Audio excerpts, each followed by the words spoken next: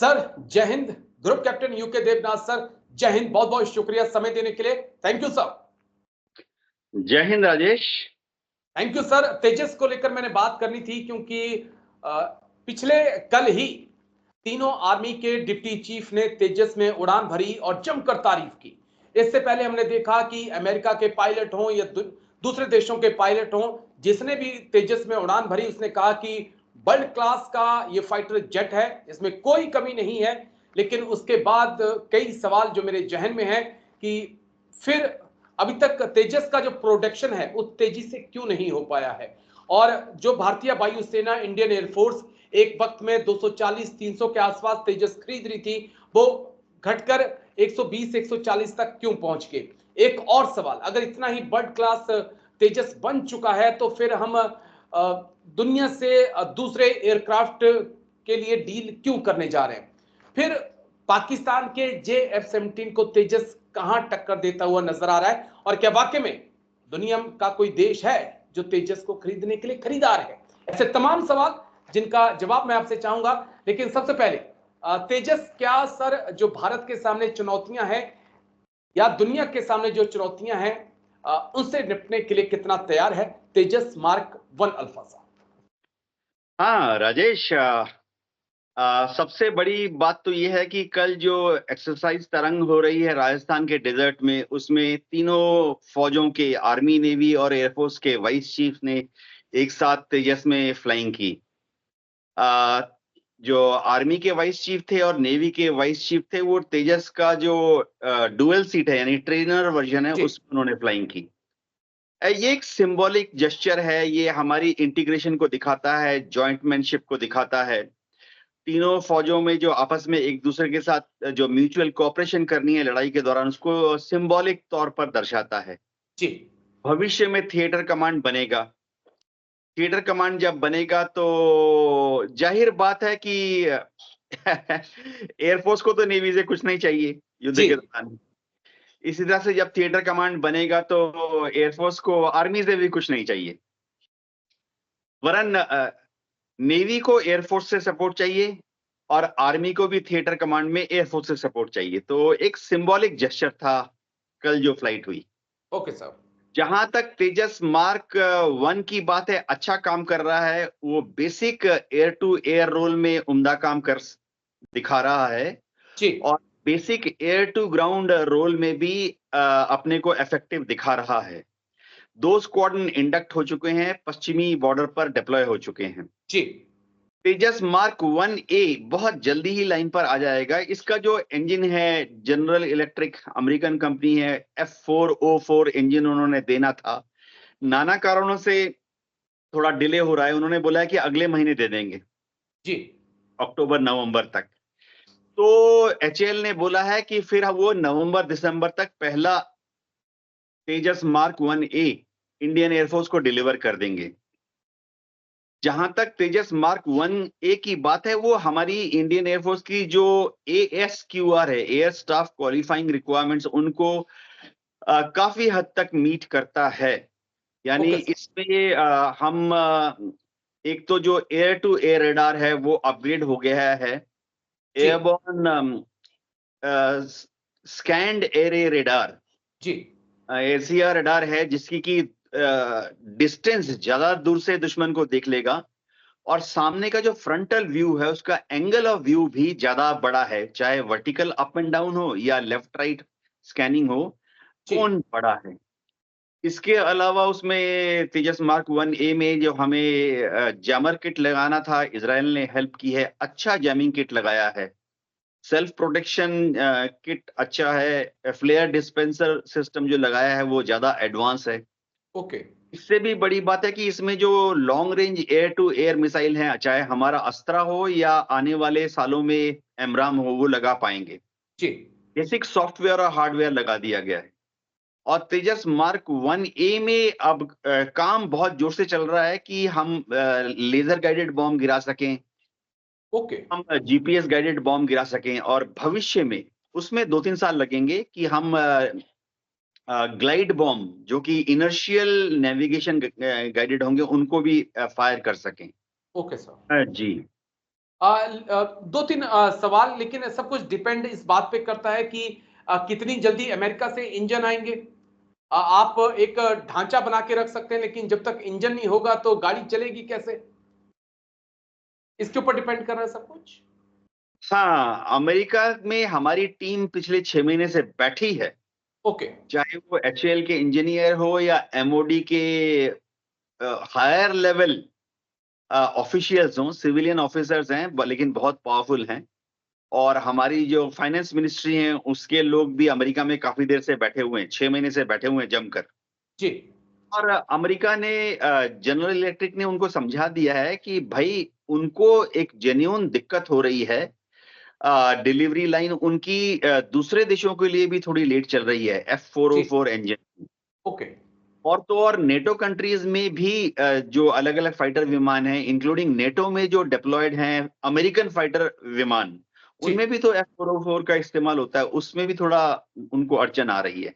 ठीक है। एनीवे लेकिन देर से आए दुरुस्त आए, अगले महीने इंजन आ रहे हैं और एचएएल दिसंबर में पहला तेजस मार्क 1A इंडियन एयरफोर्स को हैंडओवर कर देगी। तो ओ, सवाल ये है कि उन्होंने बोला है कि हर साल 18 या 24 दे देंगे, हम बोल रहे जी। हैं ज्यादा दे दो। एडिशनल प्रोडक्शन लाइन उन्होंने नासिक में चालू कर दिया है। जी। तो अगर सब कुछ ठीक रहा तो तेजस 1A का पहला स्क्वाड्रन, समझिए 6 मिल जाए 8 मिल जाए तो कम से कम स्क्वाड्रन फ्लाइंग शुरू कर सकती है। जी। अगले साल तक 2025 के अंत तक शुरू हो जाएगा। जी। ठीक है सर। अब 2-3 पॉइंट, फिर अगर 2025 तक प्रोडक्शन शुरू हो जाएगा तो हमें माने कि जो तमाम इस वक़्त कयास लग रहे हैं कि भारत Su-57 की तरफ जा सकता है, Su-75 की तरफ जा सकता है, F-16, F-21, F-22, ना जाने कौन-कौन से F हैं, या फिर राफेल की भी बात बीच में चली। तो ये माने कि इन कयासों पर विराम लग जाएगा। अब भारत को अ, इन फाइटर जेट्स को खरीदने की जरूरत नहीं होगी, क्योंकि हमें अब अपने पर ही फोकस करना है सर। हाँ राजेश, बात ऐसा है कि तेजस मार्क 1 या मार्क 1A को हम मार्केट में लाए हैं बेसिकली मिग 21 का जो रोल था ओके सर। उसको कंप्लीट करने के लिए, कॉम्प्लीमेंट्री है। ठीक है। ये समझना पड़ेगा कि किसी भी एयरफोर्स में एक मिक्स होता है एयर डिफेंस फाइटर्स का, खास तौर से एयर डिफेंस में। देखिए, पहली तो आपकी एयर डिफेंस होती है point air defence, air defence of Delhi. Okay. Point air defence का एक और एग्जांपल देता हूं, भाखड़ा नांगल डैम, एयर जी। Defence of Bhakra Nangal dam. Point air defence का एक और एग्जांपल देता हूं कि जम्मू में जो मिलिट्री की छावनी है जी। उसका point air defence.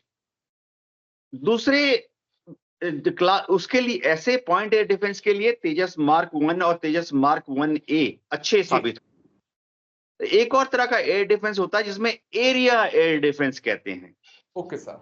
Area air defence ऐसे हो जाता है कि भाई air defence of skies over Punjab, जी। जी।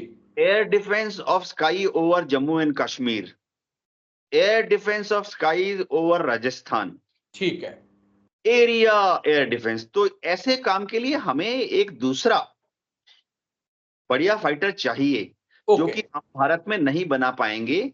तो चाहे आप उसको एमआरसीए नाम दे दो या आप उसको एएमसीए नाम दे दो, उसकी दरकार रहेगी। हमें करीबन 120 130 जहाजों की जरूरत है। Okay official sir. फिगर शायद 127 है, जी। जो कि हम दूसरे देशों से लेंगे। ओके। उसके लिए हमने दूसरे देशों से जो डेटा है वो मंगाया है। ठीक है। उसमें काम चल रहा है, थोड़ा थोड़ा आस्ते डिले चल चल रहा रहा है। अब वो इंडिया की पहचान इसके लिए हो चुकी है। सरकार चाहे जो मर्जी हो, लेकिन काम वैसे ही चलता है। हमारे जो बाबू हैं वो अपने तरीके से ही काम करते हैं। चलिए, मैं एक सवाल और पूछना चाहता हूं कि कौन से जनरेशन का होगा ये? अगर तेजस मार्क 1 अल्फा आ रहा है तो हम इसे कौन सी जनरेशन में रखेंगे? क्योंकि पड़ोसी मुल्क तो 5th जनरेशन का उड़ा रहे हैं, 6th की तैयारी कर रहे हैं, तो कौन सी जनरेशन का होगा सर? तेजस मार्क 1A जो है वो डेफिनेटली 4.5 जनरेशन का है, 5th जनरेशन का तो नहीं है। जी। क्योंकि 5th जनरेशन में सबसे बड़ी जो दरकार होती है वो है, बहुत बड़ा क्राइटेरिया कि स्टेल्थ फीचर होने चाहिए। ओके। यानी दुश्मन की रेडार पे वो मुश्किल से पकड़ा जाए। जी। तेजस मार्क 1A का जब हमने डिजाइन पैरामीटर दिया था, आज से 20 साल पहले दिया था, आज से 10 साल पहले दिया था, जी। तो इंडियन एयरफोर्स को ये समझाया गया कि शायद स्टेल्थ फीचर भारत में बनाना अभी तक हमारी जो एरोनॉटिकल डेवलपमेंट एजेंसी है, एडीए या जी। एचए, वो अभी तक शायद उनकी टेक्निकल नो-हाउ नहीं है। तो ओके। भारत सरकार के रिक्वेस्ट पर या समझाने पर इंडियन एयरफोर्स ने भारत में उस समय स्टेल्थ विमान की जो दरकार थी, वो रिक्वायरमेंट तेजस मार्क 1 से निकाल दी थी। ठीक। तो डेफिनेटली 4.5 जनरेशन का। 4.5 का होगा, लेकिन तेजस की जब बात आती है तो उसका मुकाबला हमेशा चाइना और पाकिस्तान के JF-17 से माना जाता है। आज हम देख रहे हैं कि JF-17 में काफी देश इंटरेस्टेड भी हैं, काफी देश यूज भी कर रहे हैं। म्यांमार और कुछ अफ्रीका के देश शायद एक एग्जाम्पल हो सकते हैं। उस लिहाज से तेजस में ऐसा क्या होगा कि वो दुनिया का, अफ्रीकन कंट्रीज का या एशियन कंट्रीज का अट्रैक्शन पॉइंट बन सके, ताकि जो एक JF-17 को लोग खरीद रहे हैं, इस चीज को हम नकार नहीं सकते हैं, तो वो तेजस की तरफ भी देखें।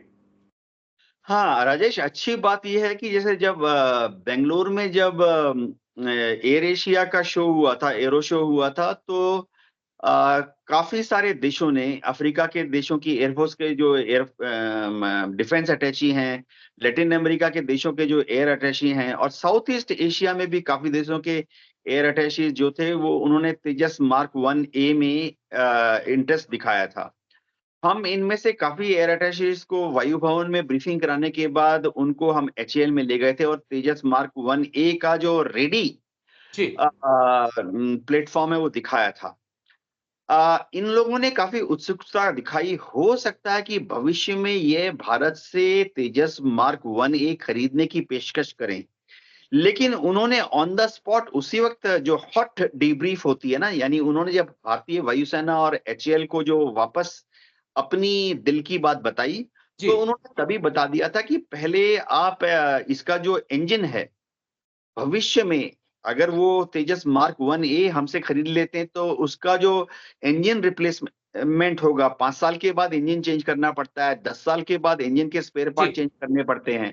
तो वो भारत कैसे एंश्योर करेगा? क्योंकि उनको ऐसा लग रहा था कि ऐसा ना हो कि 5 साल, 10 साल के बाद जब उन्हें इंजन के स्पेयर पार्ट की दरकार पड़े या इंजन जी। जीई F404 इंजन की दरकार पड़े मिड लाइफ ओवरग्रेड के लिए, तो उनको वो इंजन भारत से ना मिले, एचएएल ना दे पाए, क्योंकि ट्रांसफर ऑफ टेक्नोलॉजी अभी अमेरिका ने एचएएल को की नहीं है। बिल्कुल, बिल्कुल सर। और इन देशों को अब फिर से अमेरिका से, इंडिया से खरीदे गए तेजस के लिए 5 साल या 10 साल के बाद उनको अमेरिका के पैर छूने पड़े इंजन के लिए। बिल्कुल। ये बहुत बड़ा एक फैक्टर है। इसके अलावा एक छोटी-सी अड़चन और भी है कि इन देशों ने ये भी पूछा कि भई इसमें electronic system, radar, electronic jamming की ये सब तो जो वेपन डिलीवरी कंप्यूटर है, ये सब तो इज़राइल के बने हुए हैं। तो ये भविष्य में इनका रिपेयर एंड रेक्टिफिकेशन कौन करेगा इन इलेक्ट्रॉनिक सिस्टम का? क्या भारत सरकार या बेल, भारत जी। इलेक्ट्रॉनिक्स लिमिटेड इनको कर पाएगी ठीक? मतलब अगर उनका इलेक्ट्रॉनिक वारफेयर किट खराब हो गया तो बिल्कुल। बेल के इंजीनियर क्या उसको ठीक कर पाएँगे? या इन देशों को इज़राइल के पास जाना पड़ेगा? ओके। उसमें एक पॉलिटिकल एंगल आ जाता है। जी। हो सकता है पॉलिटिकल कारणों से या अमेरिका के दबाव से इज़राइल इन देशों को तेजस मार्क 1A के जो इलेक्ट्रॉनिक सिस्टम है उसकी सपोर्ट देने से रिफ्यूज़ कर दे। जी। जी। पॉलिटिक्स भी प्ले करती है। इंटरनेशनल पॉलिटिक्स बहुत ही कॉम्प्लेक्स है। बिल्कुल, बिल्कुल सर। जी। तो ये 2-3 पॉइंट हैं, लेकिन एक चीज़ और जो बड़ी अहम हो जाती है, मुझे लगता है कि अमेरिका, फ्रांस, रूस या शायद ब्रिटेन, ये 4 ही कंट्री हैं जो इंजन बनाते हैं कि जो अभी तक अच्छा इंजन बनाने में कामयाब हो पाएँ फाइटर जेट के लिए। हाँ, हाँ। ये 4 देश तो जग ज़ाहिर है पिछले 70 साल, 60 साल, 40 साल से बढ़िया फाइटर इंजन बना रहे हैं। जी। चीन ने भी येन-केन प्रकरण, साम-दाम, दंड-भेद, इधर चोरी, इधर रिवर्स इंजीनियरिंग करके कुछ फाइटर इंजन बना लिया है, जो ठीक-ठाक है। ओके। वो अपने जो J-10 उन्होंने बनाए, अभी J-20 उन्होंने बनाए हैं। जी, जी। पाकिस्तान को सुना है J-31 दे सकते हैं। इन सब में जी, चीन जी। ने अपने ही इंजन लगाए हैं। चीनी इंजन ठीक-ठाक हैं, वर्ल्ड क्लास चाहे ना हो, ठीक-ठाक हैं परफॉर्मेंस वाइज़। जी। थोड़ा कम होता है, वज़न थोड़ा ज़्यादा होता है, उनकी ओवरऑलिंग लाइफ कम होती है। अगर पश्चिमी इंजन आप देखें, उनको 800 घंटे या 1200 घंटे के बाद ओवरऑल करना पड़ता है फ्लाइंग के। जी। चीन के जो इंजन है फाइटर विमान के, उनको आप 300-400 घंटे के बाद ही ओवरऑल करना पड़ता है। लेकिन ठीक है, लड़ाई के मैदान में ठीक-ठाक इंजन है। ओके सर, देख लेंगे जरूरत पड़ी तो। लेकिन चलिए, शुक्रिया सर, आपका बहुत-बहुत शुक्रिया। Group captain UK Devnath sir, thank you समय देने के लिए। जय हिंद सर, थैंक यू समझाने के लिए सर, थैंक यू। जय हिंद राजेश।